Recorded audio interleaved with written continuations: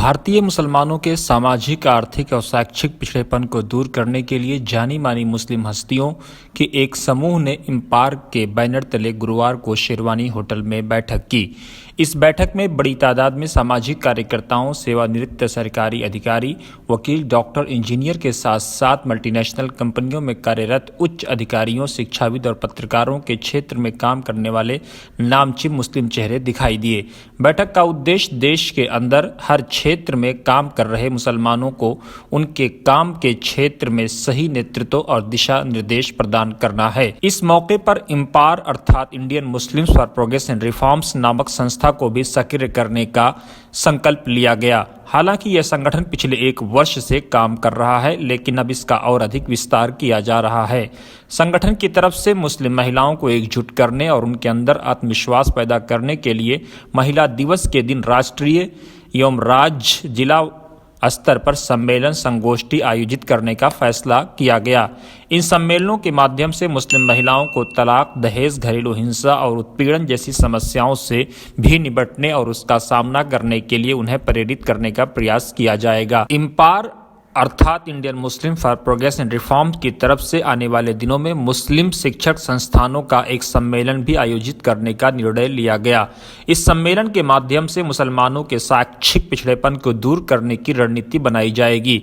इस सम्मेलन में यह तय करने का प्रयास किया जाएगा कि सरकार की मदद के बिना ऐसे मुस्लिम युवा जो कि उच्च शिक्षा के लिए पैसा नहीं खर्च कर पा रहे हैं, उन्हें कैसे उच्च शिक्षा दिलाई जाए। इसके लिए मुस्लिम शिक्षक संस्थानों में ऐसे सभी छात्रों के लिए अलग से निःशुल्क शिक्षा प्रदान करने का प्रयास किया जा रहा है। इम्पार की तरफ से मुसलमानों को हर तरह की निःशुल्क कानूनी सहायता प्रदान करने का भी प्रयास किया जा रहा है।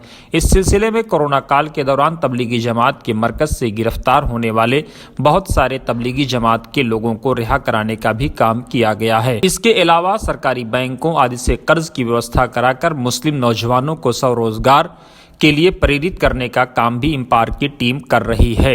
इम्पार ने लालचंदानी मामले में भी इलाहाबाद हाई कोर्ट में केस करके डॉक्टर लालचंदानी को कानून के दायरे में रहकर काम करने के लिए इलाहाबाद हाई कोर्ट से अपील की थी, जिसमें इम्पार को कामयाबी भी मिली। टीम का मानना है कि हमारे देश के मुसलमानों में कौशल की कोई कमी नहीं है।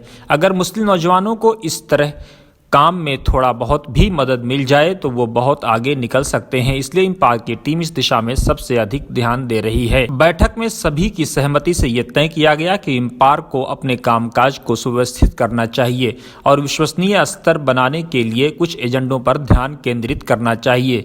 इनमें विशेषकर राष्ट्रीय स्तर पर नीति और धारणा प्रबंधन और आर्थिक अवसरों और जमीनी स्तर पर शिक्षा आंदोलन पर ध्यान केंद्रित करना शामिल है।